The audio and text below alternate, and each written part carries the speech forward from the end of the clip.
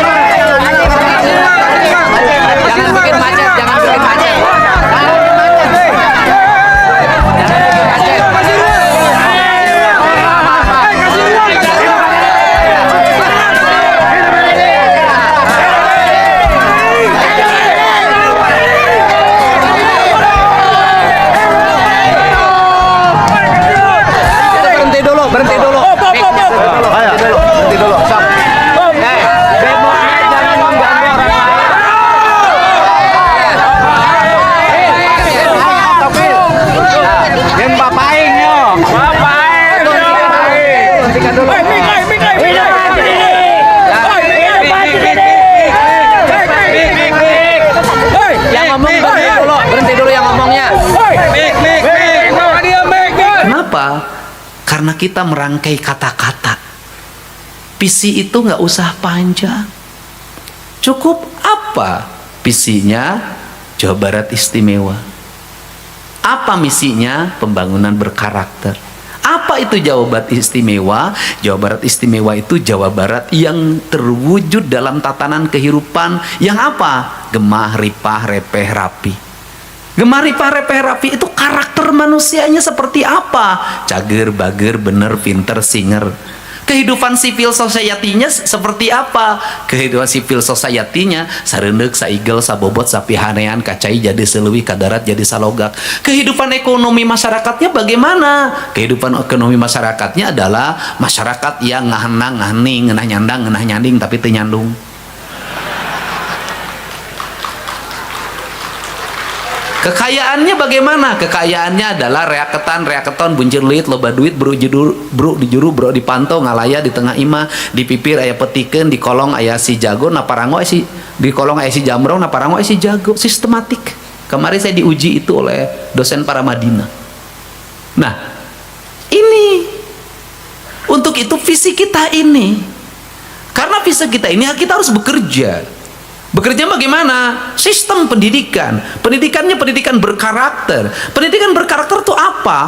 Mewujudkan manusia Indonesia seutuhnya. Itu dalam konteks keindonesiaan. Dalam konteks kejawabaratan apa? Dan konteks saya orang Islam. Kalau konteks keagamaan itu adalah manusia yang disebut dengan rawayan jati. Itu kata orang Sunda. Rawayan jati itu kayak gimana? Kaluhur sirungan kahandap akaran. Dalam kaidah agama disebutnya insan kamil. Sederhana. Karena itu sistematika pendidikannya harus apa? Sistematika pendidikannya harus membentuk karakter itu. Karena harus membentuk karakter itu, maka manusia sudah punya karakter atau jati dirinya sejak kecil. Saya punya anak Nihiyang. Nihiyang itu gerakan ucapannya, gerakan matanya, gerakan hidungnya, gerakan telinganya lebih cepat dibanding dengan kesabarannya. Sehingga apa yang harus saya lakukan? Dia saya latih tari untuk belajar sabar. Saya latih terus membaca dalam setiap sore agar sabar. Kemudian di rumahnya harus ada pawang. Pawangnya siapa? Ayahnya. Semua yang di rumah itu kalah sama dia, kecuali ayahnya. Dan ayahnya juga kalah sama dia. Saya udah ngomong sama dia tiap pagi, aku yang telah mengalahkanmu dan kamu juga yang mengalahkan aku. Nah, Ini harus dibaca, perspektif ini harus dibaca oleh guru sejak dini, sehingga di kelas itu tidak ada guru mengatakan anaknya bodoh. Kenapa? Dia tidak bodoh, dia tidak ahli di matematika, tapi dia larinya kencang. Maka dia adalah seorang pelari maraton, dia seorang pelari 100 meter. Dia matematika itu tidak pinter, tapi kalau dikasih motor, dia ngoprek, dia pinter banget itu merangkai motor, membuat mesin motor menjadi lebih kencang, membuat motor BBM-nya menjadi awet. Dia di situ. Oh, dia tidak pinter. Bahkan teman saya punya teman yang tidak naik kelas ketika di STM-nya, tidak naik kelas, tapi dia jago bikin sound system sampai hari ini. Dia jago elektrik. Dia nggak bisa belajar duduk begini mengikuti teori guru, tapi dia otodidak. Apa yang menjadi problem bangsa ini adalah orang-orang yang otodidak memiliki tingkat kecerdasan tingkat tinggi, dia dihambat oleh strukturisasi birokrasi yang disebut dengan ijazah. Apa dari ijazah ini yang dilahirkan? Gelombang manusia yang setiap hari bersekolah, S1, S2, S3. Pertanyaannya adalah, sang S3 itu menghasilkan apa? Disertasi. Disertasinya diuji. Setelah itu apa produknya? Teuing. Yang S2 itu apa produknya? Teuing. Siapa yang paling gemar ini? Birokrat. Sehingga birokrat ini waktunya dihabiskan untuk apa? Untuk sekolah.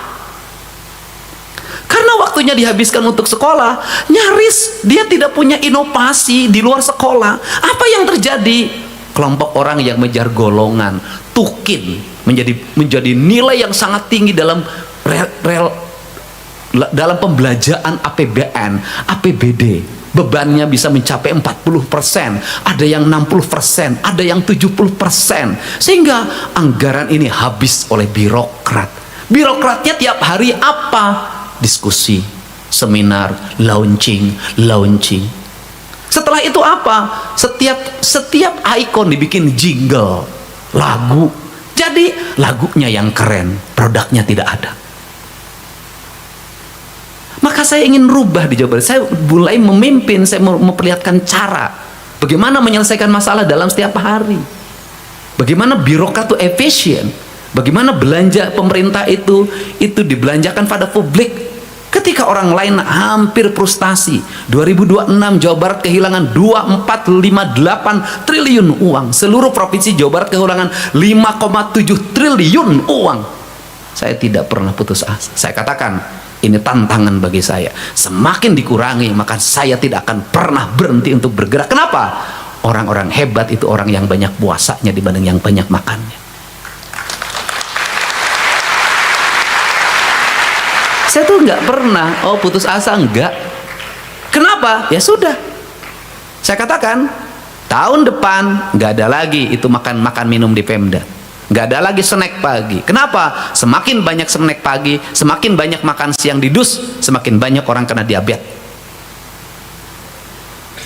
Apa nanti? Hanya air putih saja. Sudah. Apalagi? Nanti birokrat pegawai akan saya atur yang masuk kantornya. Berapa per hari? Kenapa? Semakin banyak pegawai yang masuk kantor, semakin tidak produktif. Kenapa? Beban pemerintah makin tinggi. Kenapa? Di kantornya main internet, ngabisin listrik, ngabisin air, ngobrol, buat apa? Kenapa? Sudah kurangi. Mana yang birokrat yang memiliki produktivitas, itu saja dipilih yang ngantor. Yang tidak produktif di rumah saja, nanti kurangin tukinnya. Setuju nggak? Terusin mantan Bupati Purwakarta Pak Deddy Mulyadi. Apa tanggapan Deddy? Ya, terima kasih. Orang Sunda juga. Baik, terima kasih Bang Karni. Orang Sunda itu akrab sekali dengan amplifier. Jadi amplifier. Jadi rata-rata masjid di Jawa Barat, di Banten itu pakai amplifier. Itu pengeras suara atau toa. Mirip, ya, jadi toa itu kan di atas besar, kemudian alat untuk mengaturnya itu besar kecil atau mematikan menghidupnya disebutnya amplifier. Jadi bukan hal yang baru bagi saya kalau yang ujungnya fire itu.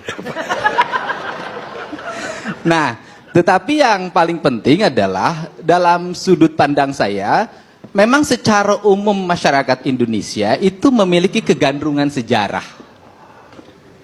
Dia rindu sekali terhadap nilai-nilai masa lalu dan untuk diaplikasikan dalam masa kini. Tetapi yang menjadi problem adalah selalu menemukan guru yang salah. Nah, dalam perspektif ini saya melihat bahwa justru kita kalau kalangan birokrasi harus mengambil pembelajaran. Misalnya kasus Raja Sejagat itu, Raja Agung Sejagat itu, saya diskusi dengan teman-teman, justru yang saya diskusikan adalah tata nilai seninya. Misalnya rombongan helaran kata orang Sunda, atau kemudian di situ karyaannya, atau rombongan pawainya itu cukup menarik. Pakaiannya cukup menarik, penataan upacaranya relatif apik, kemudian sampai ajudan rajanya juga hebat, pakaian rajanya juga bagus. Artinya apa yang harus ambil pelajaran? Bahwa birokrasi harus mencoba jangan kalah sama mereka. Yang digajinya besar, kemudian bajunya tidak menarik, itu birokrat dari Senin sampai Jumat itu. Upacaranya tidak menarik, tidak menjadi tontonan. Kenapa? Karena dalam birokrasi kita itu ada yang hilang, itu ruh kebangsaan. Kenapa ruh kebangsaannya hilang? Karena tatanya menjadi tata yang normatif, yang kaku, yang dibuat dalam tata aturan yang kaku itu melahirkan ketidakkreatifan, sehingga peningkatan tunjangan kinerja daerah dalam setiap tahun tidak mempengaruhi kinerja. Kenapa? Ruhnya hilang, ruh pengabdiannya. Kenapa? Nilai-nilai ikatan sejarah masa kini dengan masa lalunya hapus. Pengabdiannya menjadi tidak jelas. Arahnya pengabdiannya kemana? Sedangkan misalnya seorang raja walaupun palsu bisa membuat histeria para pengikutnya. Apa yang harus dilakukan oleh birokrat kita? Kenapa tidak meniru kecerdasan mereka? Kenapa tidak sekreatif mereka? Kenapa kepala dinas kebudayaan tidak sekreatif ratu yang tadi? Nah, sehingga kalau kemudian para arsitektur mulai belajar kembali pada situs sejarah kita, kemudian para penulis sastra belajar lagi pada sejarah kita, kemudian menciptakan birokrasi menjadi seorang sastrawan, jadi suratnya menjadi menarik.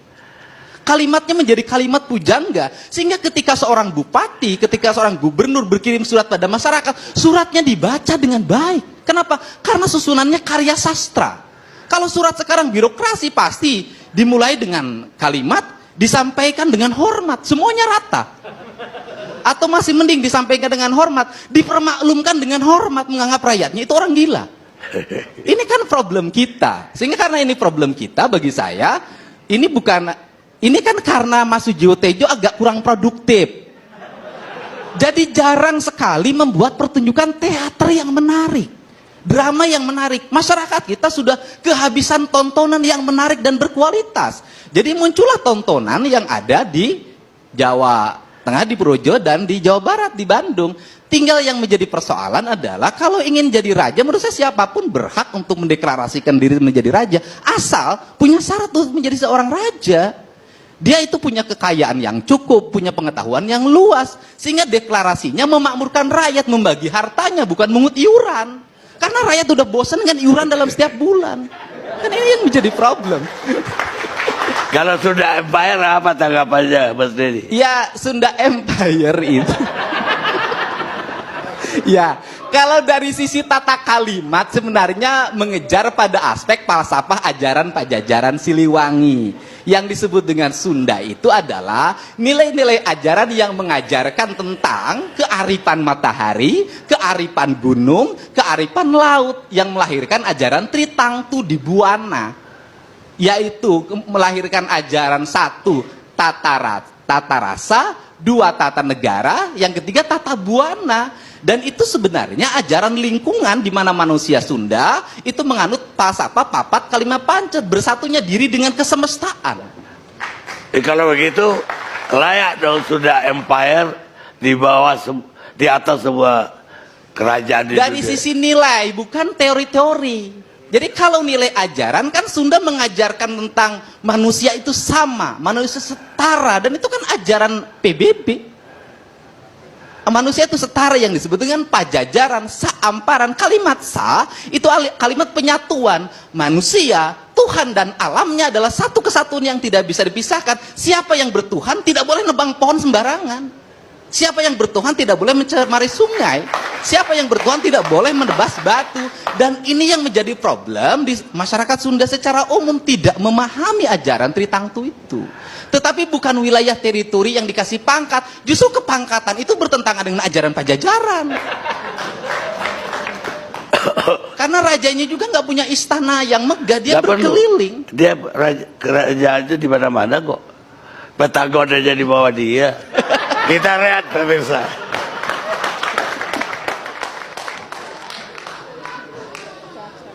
Bismillahirrahmanirrahim. Assalamualaikum warahmatullahi wabarakatuh. Teman-teman semua dimanapun berada, semoga sehat selalu ya. Tadi kita sudah melihat pidato dari Gubernur Jawa Barat Kang Deddy Mulyadi. Kang Deddy disampaikan ya untuk para pejabat, para menteri ya, tentang birokrasi, tentang gimana caranya agar memimpin itu sukses dan tidak mengecewakan rakyat. Ya, luar biasa ya teman-teman ilmu yang disampaikan Kang Deddy Mulyadi. Ya, bukan cuma itu aja. Kang Deddy langsung turun tangan menghampiri para pendemo.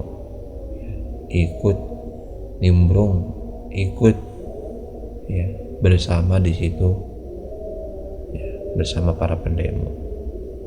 Saya menanyakan ya, kita pun ya butuh BBM ya, kenapa dinaikkan seperti itu ya.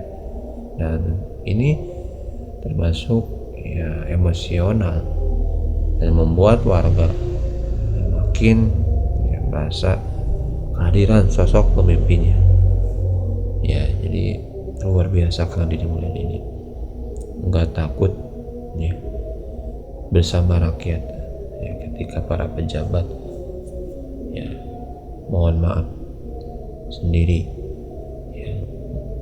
Dan ya jarang sekali para pejabat yang turun bro. Ini Kang Deddy langsung bersama rakyat ya.